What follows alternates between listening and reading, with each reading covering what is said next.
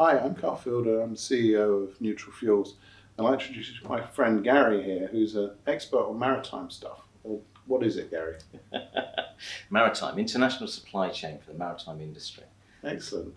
So we both were talking the other day about the fact that there's some big changes happening in the maritime industry, and we thought we'd actually put this down on tape to get across some of the big things that are going on.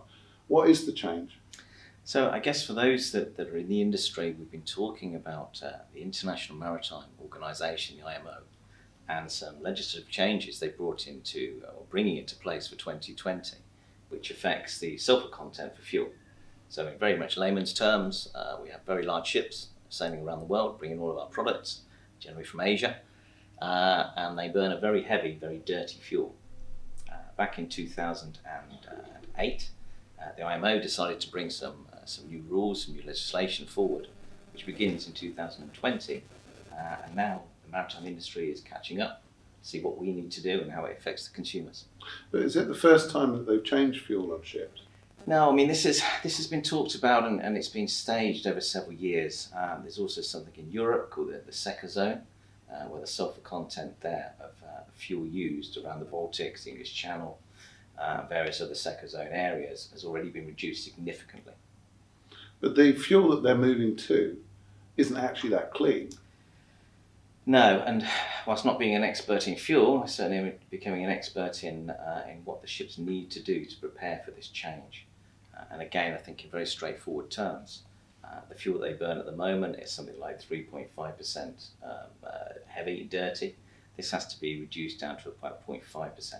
And there's very different ways that the industry can do that. I mean, is it a big deal for the shipping owners? Do they have to do a lot? Yeah, I mean, it's huge. Let's be honest, we are almost at the end of 2018 now, which gives us effectively one calendar year to be ready for the 1st of January 2020. Gosh.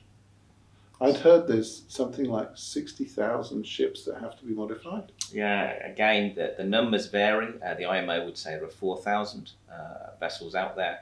The industry itself will say there's close to 60,000, including very small feeder vessels up to very large vessels. So is this every ship on the sea, or is it just the... Yeah, it's every cargo carrying vessel. So it applies to bunker vessels, LNG vessels. It applies to cruise liners in some respects as well. Oh, wow. So it's not just the maritime supply chain industry that this will affect. And I mean, do they modify the vehicles, the ships themselves, or is there an alternative? There's various methods by which that this new legislation can be achieved, in various benefits and various pitfalls of each one. Generally, there's an expenditure. So if you need to modify your vessel, there is a technology called scrubbing, effectively cleaning the fuel, again in layman's terms, which has some effect and will allow the industry to comply. There's certain parts of the world now, such as Singapore, are saying only specific types of scrubbers would be allowed. So somewhere like Singapore, one of the largest maritime transshipment ports in the world, if they don't like that technology, that then becomes a challenge. But do you have, I mean, if you wanted to put a scrubber onto a ship, can you do that while it's going along, or do you have to dry dock the ship? Scrubbers, in a nutshell, are going to cost you the best part of $10 million to retrofit a vessel, and it's going to be out of the water for 2 to 4 weeks minimum. Now that's even if there are enough organisations in the world that could fit the scrubbers onto the vessels, which currently at this time of the year there isn't. So there's not enough capacity to put the scrubbers onto the vessels, and I'm guessing that some of those vessels are probably not worth $10 million to start off with. Exactly. So spending even a small scrubber at $1 million would still not be worth it on a ship that's not worth very much. Exactly. I mean, what we've been seeing in the industry for the last 6 to 8 months, literally as long as that, is vessels that are being fitted with scrubbers, but a lot of scrappage. So for the last few years, older vessels have been scrapped. They're ending up on the shores of India or China, and the older vessels clearly are not worth retrofitting scrubbers. The newer vessels are, and also there's alternatives such as running on LNG. So it's possible to run these ships on gas, but you presumably have to change the engine so that it's modified so that it can run on gas. Again, it's not a perfect scenario or a perfect solution. LNG-ready vessels have been available and out in circulation for several years now. We're here in Dubai today. The United Arab Shipping Company, as was before Hapag-Lloyd integrated it, had several of them on their order books. So they're all out there in the fleets of the world. The issue, as with many types of fuel, is availability. But I saw that one of the CEOs has announced that he wants to move his entire shipping fleet to be carbon neutral by 2050. Yeah, so Maersk, who are the largest shipping organisation in the world with many arms and different aspects of their business, they are market leaders generally in what they do. Another aspect of IMO is that 2050 actually brings in new legislation as well. So there's additional legislation coming beyond the 2020 deadline. Maersk, as they've done for many years in many different areas of the business, are attempting to lead the way on that. So apart from moving to LNG and apart from installing scrubbers, what else could the maritime industry do? It's a real tough question. There is no silver bullet to answer this. There are obviously alternative fuels. I think these ships are capable of running a 500 parts per million regular diesel, but surely one of the reasons that they've been running a 3.5 million parts sulphur before is that that's a cheaper fuel. Yeah. So what's the impact of them if they don't install scrubbers and they can't run or modified to run an LNG? If they have to run a more expensive fuel, what do you think the impact of that's going to be? I mean, the impact at the moment, the industry believes or calculates that this will cost in the region of $18 billion to transfer to meet this new legislation, if there was availability of LNG, if there was availability of scrubbers to outfit the ships. The top 5 carriers in the world account for about $8 billion worth of that cost. So a lot of the cost is concentrated. And are they in just few going carriers. to consume that cost themselves, or they're going to pass it on? And I think this is where it becomes really interesting for you and I in the high street. These vessels are moving the goods that we have become used to taking from the shelf, be it in the high tech, be it the food we consume, or be it in the clothing we wear. The latest calculations coming forward from the shipping lines is that just to move a 40-foot container, a large box, from Asia to Europe will cost anything between $250 and $350 on top of the existing sea freight rate, just to cover this legislation.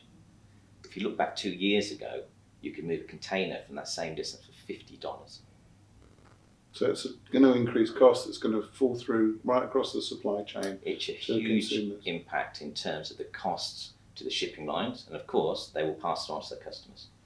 But if I turn tables on you a little bit and say, surely it's necessary to do this. I mean, we all know climate change is real, it's happening, and the shipping industry, which moves most of the stuff around the planet, is actually responsible for a huge chunk of that. Absolutely, and the pressure's been on for many years, let's be honest.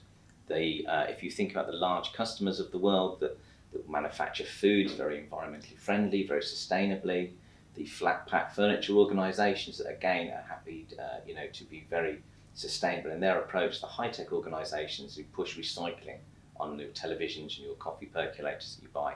This has been coming for an awful long time. The maritime industry started this a few years ago with something they called slow steaming. So effectively they slowed down the average speed of all the vessels, became more cost effective, became more environmentally friendly, introduced new ships, new types of engines, larger vessels.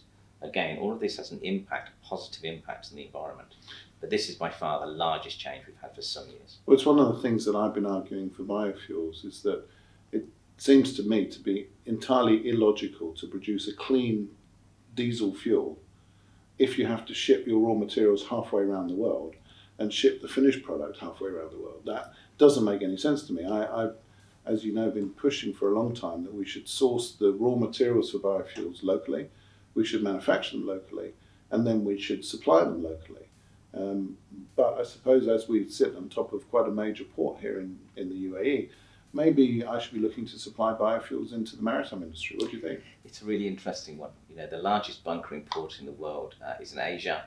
The next largest is here in the UAE, albeit it's 50% of the size of the one in Asia. After that, it drops 50%, 50%, 50%. So, near sourcing, I guess to use the phrase, having a consumable, recyclable energy source in the country of consumption makes a lot of sense. So I would also argue that moving to a more environmentally friendly and neutral fuel additive or neutral fuel per se would be great, providing you can have the amount that's required. And availability again. I think internationally there's going to be a huge increase in the demand for these middle distillate fuels that are capable of running in the ships without the ships having to be modified. So they can run on these other fuels, but these other fuels are a lot more expensive.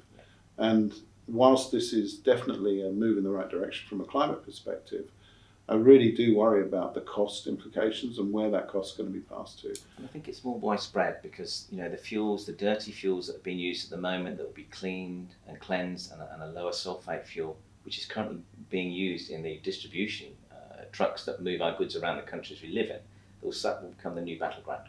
The fuel that is used to move a truck from Chicago to LA or from Felixstowe to Southampton will suddenly become more expensive because the shipping lines can buy the same fuel and will need to buy more of it. So this battleground is not just about the maritime. The cost will move around the supply chain for sure.